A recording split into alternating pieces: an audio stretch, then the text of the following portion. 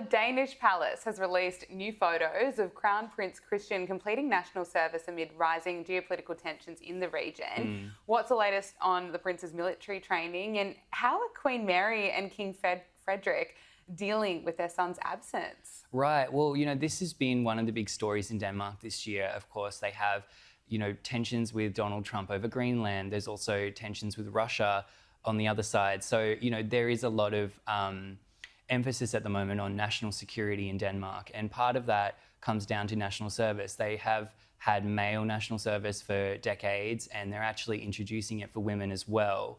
Only a few countries do that at the moment, Israel being one of them. So it's a very big topic. And of course, Christian is currently in that time of his life. He is completing national service. He has been living for several months at a very remote military base, undergoing intense sort of military training. And then the palace this week has released some new photos of him.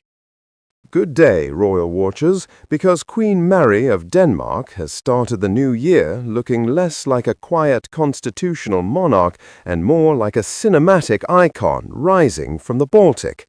On Monday evening, she stepped out beside King Frederik in a look so sleek and dramatic it could have stopped traffic from Copenhagen to Canberra.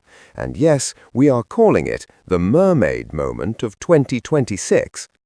Before we dive into velvet gowns, diamond history, and diplomatic symbolism, take a second to subscribe to Danish News Daily and tap the notifications bell icon so you stay across every royal move, sparkle, and subtle power play without missing a beat. Now picture this, Christian VII's palace glowing under winter lights, diplomats filing in, uniforms polished and titles neatly pressed, and then Mary arrives.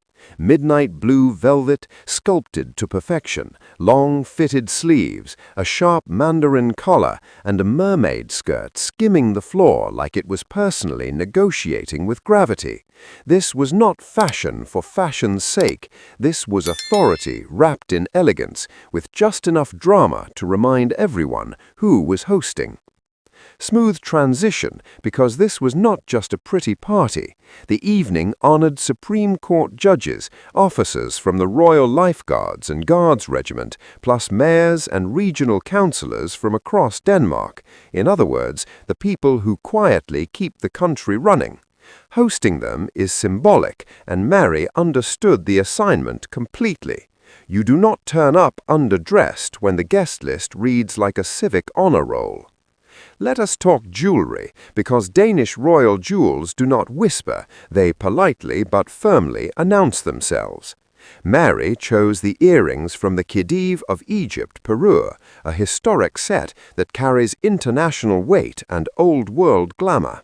Add to that the sash and star of the Order of the Elephant, King Frederik X's portrait order, and the badge of the Order of the Dannebrog, and suddenly the outfit becomes a masterclass in royal messaging. This was diplomacy dressed as couture. Alongside her king, King Frederik matched the tone perfectly, wearing his uniform heavy with medals, orders, and insignia. Together, they looked united, intentional, and completely in sync, like a power couple who read the briefing notes and then rewrote them with style. If first impressions still matter, and they do, this one landed flawlessly. Quick pivot to the finer details, because Mary never misses them. Her hair was styled half up, half down, polished enough for a state event, soft enough to keep the look modern. A burgundy manicure added warmth, while grey eyeshadow kept everything cool and composed. Nothing clashed, nothing shouted, everything worked. It was restrained confidence, which is arguably the hardest thing to pull off. And if you think this was a one-off, think again. The 53-year-old Queen has been on a roll since the start of 2026. At the New Year banquet, she leaned into a softer, neutral palette, wearing a lace top by Lasse Spangenberg, paired with her trusted gold skirt by Jesper Horving. Familiar pieces, yes, but refreshed with radiant jewels that lifted the entire look. That night, she reached for the rose-cut diamond bandeau and earrings from the Danish crown diamond parure, proving once again that re-wearing iconic pieces is not repetitive when you understand storytelling.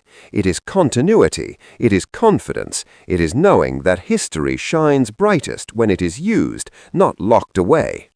The bigger picture here is momentum. Mary is setting the visual and symbolic tone for the year ahead with clarity and control. Each appearance feels deliberate, each detail carefully chosen, and every message quietly reinforced. This is not about excess, it is about presence. More importantly, this signals a queen fully comfortable in her role, balancing heritage and modernity like a seasoned conductor guiding an orchestra. Every reception, every jewel, and every glance builds trust at home and interest abroad. If this is the energy for the rest of the year, Denmark is not just watching history, it is wearing it, confidently, with pride, purpose, and unmistakable royal intent, moving forward together confidently.